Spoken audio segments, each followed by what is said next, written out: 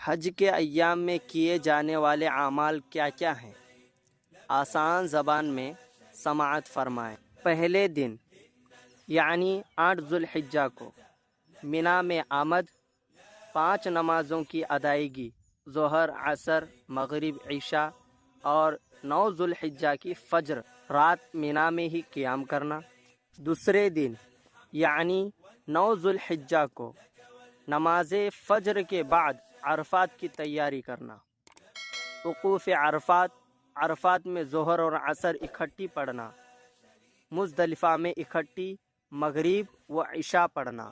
تیسرے دن یعنی 10 ذوالحجہ کو مزدلفہ میں بعد فجر وقوف، پھر مینا کی طرف روانگی، جمرہ عقبہ کی رمی، قربانی اور حلق یا تو قصر۔ عام کپڑوں میں طواف زیارت، رات میں مینا ہی میں قیام کرنا۔ چوتھے دن یعنی 11 ذوالحجہ کو تینوں جمرات کی رمی، طواف زیارت اگر کل نہیں کیا تھا تو آج کر لینا چاہیے، رات میں مینا ہی میں قیام کرنا۔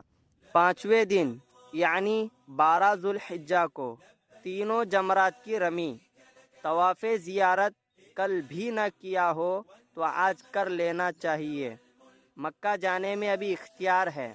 رات میں مینا ہی میں قیام کیا تو دوسرے دن یعنی 13 ذوالحجہ کو رمی کرنا واجب ہو جاتا ہے، اور آخر میں طواف وداع کر کے اپنے وطن کو لوٹ جانا۔